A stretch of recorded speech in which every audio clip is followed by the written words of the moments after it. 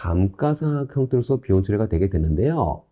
그때 그 감가상각에 여러 가지 방법들이 있습니다. 여러 가지 방법들이 있는데 우리는 일단 두 가지만 좀 아시면 될 것 같아요. 대표 방법들이거든요. 첫 번째 정액법, 두 번째 정률법이라는 방법들이 존재하게 됩니다. 그래서 일단은 정액법, 이게 뭐냐? 정액법은요, 매기 일정한 금액을 감가상각을 시켜줘라. 이게 바로 정액법의 감가상각 인식 방법입니다. 그래서 예를 들어 가지고요, 회사가 110억짜리 기계를 사왔다고 해볼게요. 110억짜리 기계 사왔는데요, 이 기계에 대해서 이거를 10년 쓸 수 있다고 합니다. 10년 쓸 수 있다고 회계상으로 가정을 했어요. 그리고 10년 뒤에 가치가 남는 부분이 있을 거잖아요. 이게 바로 잔존가액이 되는데 잔존가액이 10억이라고 합니다. 그러면은 요거 매년 10억씩 10번 감가상각하면요, 마지막에 딱 요 10억 남습니다. 이런 방식이 바로 정액법이에요. 매년 10억씩 감가상각되는 방법. 그래서 정액법을 쓰게 되면요, 회사의 자산 가치가요, 시간이 지나감에 따라서 일정하게 하락하겠죠. 일정하게. 감가상각된 금액들이 똑같은 금액이 계속 상각이 되다 보니까 당연히 시간 흐름에 따라 가지고 장부 금액이 일정하게 하락하는 모습을 보실 수 있을 겁니다. 그러한 반면에요, 정률법은 뭐냐? 정률법은요, 매기 일정한 비율대로 자산 가치를 하락시켜라. 그래서 예를 들어 가지고 회사가 100억짜리 기계를 뭔가 사왔대요. 근데 X1년도에 매기 이 자산 가치의 30%를 줄여줘라. 예를 들어서. 그러면은 X1년도에 감가상각되는 금액은요, 이 100억에 대해서 30%, 30억이 감가상각될 겁니다. 자, X2년도가 됐어요. 이제는 이 자산은 100억짜리가 아니에요.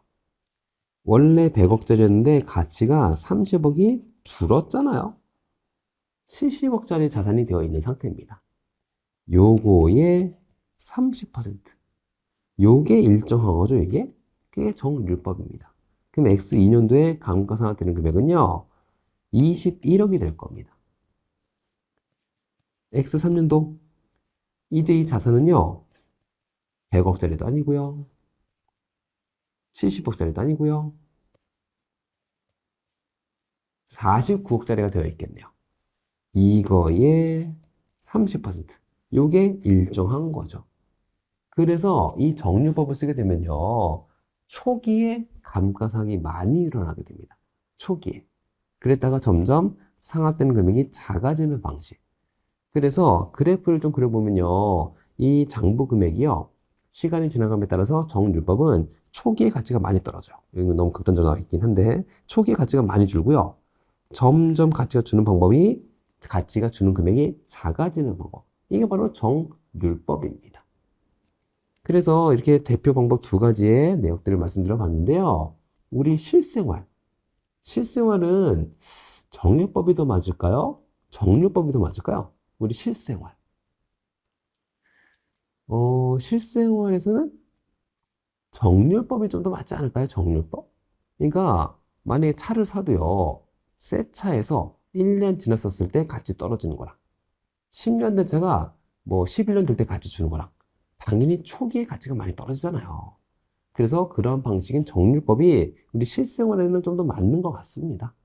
근데 회계상으로는요, 정액법을 훨씬 더 많이 써요. 훨씬 더 많이 쓰고요. 특히나 IFRS에서는요, 국제회계기준. 여기서는 대부분 정액법입니다. 대부분 정액법인데 왜 그러냐면요, IFRS에서는요, 이 감가상각 방법을 정액법이 아닌 다른 방법을 쓰려고 그러면요, 그 다른 방법이 더 합당하다는 거에 대한 근거를 좀 제시해 줘야 돼요. 그런 것들 제시하기 쉽지 않거든요. 그래서 IFRS는 거의 대부분 정액법을 쓰게 되고요. 일반 기업 회의주는 정률법도 많이 씁니다. 많이 써요.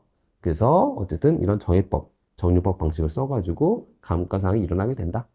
그리고 대표 방법 두 가지만 말씀드려봤고요. 이거 말고도 여러 가지 방법들이 있어요. 있지만 그런 방법들은 사실상 거의 보기 쉽지 않으실 거다.